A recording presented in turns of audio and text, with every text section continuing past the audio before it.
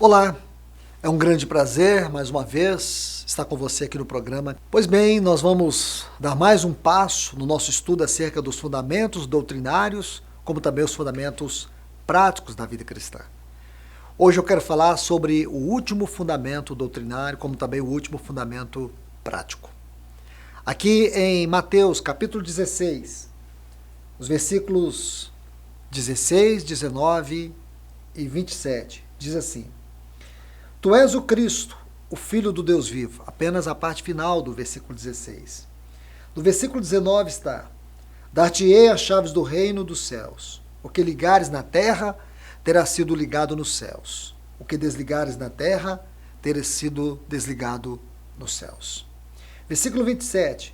Porque o Filho do Homem há de vir na glória de seu Pai e com seus anjos, e então retribuirá a cada um conforme as suas obras.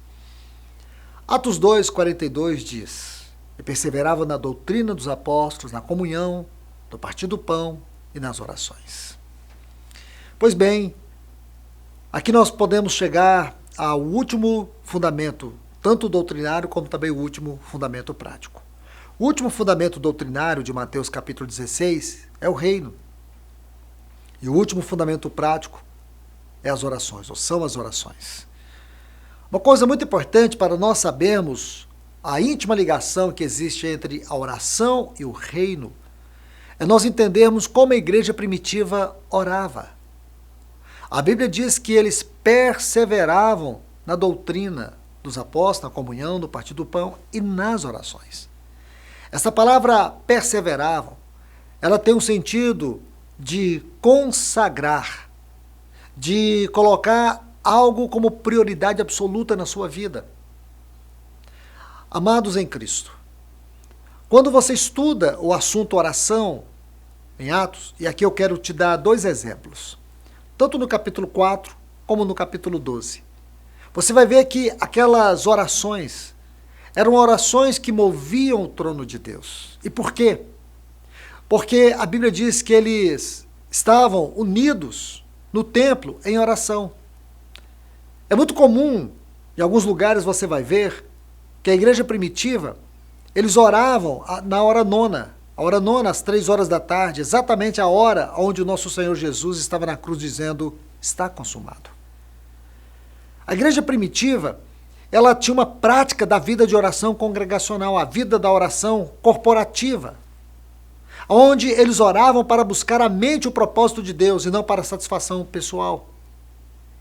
Oração no livro de Atos era comunhão íntima com Deus. Não era um meio de usar Deus para satisfazer os seus desejos. Eles oravam para aquilo que estava de acordo com o plano, com o propósito, com o reino de Deus. Ora, nós sabemos que o reino de Deus é o seu governo, é a sua administração. A próxima era, dentro das dispensações, é a era do reino. Para que nós entremos na era do reino e reinemos com Cristo, é necessário que as nossas obras sejam aprovadas. Em 1 Coríntios capítulo 3, Paulo vai tratar disso. Se você estudar as parábolas do nosso Senhor, na grande maioria, ele aborda a questão do reino. Para simplificar, eu te dou o exemplo da parábola dos talentos, em Mateus capítulo 25. Onde você vai ver que o Senhor, ele deu para aqueles 3 servos uma medida de talentos, uma quantidade de talentos. E você vai saber muito bem que um recebeu 1 talento, outro 2 e outro 5. Aquele que recebeu 1, ele enterrou, mas aqueles outros 2, eles granjearam o dobro do que receberam. E o Senhor veio e reprovou aquele que recebeu 1 talento, achando que estava agradando o Senhor, mas o enterrou. Aqueles 2, eles foram aprovados. Porque é justamente isso. O reino tem a ver com a nossa aprovação do nosso serviço, da nossa fidelidade. Reino é fidelidade. Não são boas obras para a salvação. A nossa salvação não é alcançada por boas obras. A nossa salvação é alcançada pela obra de Cristo. O reino é pelas nossas boas obras. É pelo nosso caráter, o caráter do nosso serviço espiritual. Só assim vamos ganhar o reino. Eu e você precisamos saber o quanto este assunto é importante, o quanto ele é vital. Senão nós vamos compreender de maneira equivocada o que é oração. Não que seja errado você orar por você, naquilo que interessa à vontade de Deus. Não é errado você orar por aquilo que envolve a sua vida em todas as esferas. A questão é você não discernir. A questão é você restringir Deus a uma satisfação pessoal. Como se ele fosse um gerente de loja. Seu único trabalho seja exclusivamente satisfazer a nossa vontade. Isso não é oração. Oração é relacionamento, é intimidade com Deus.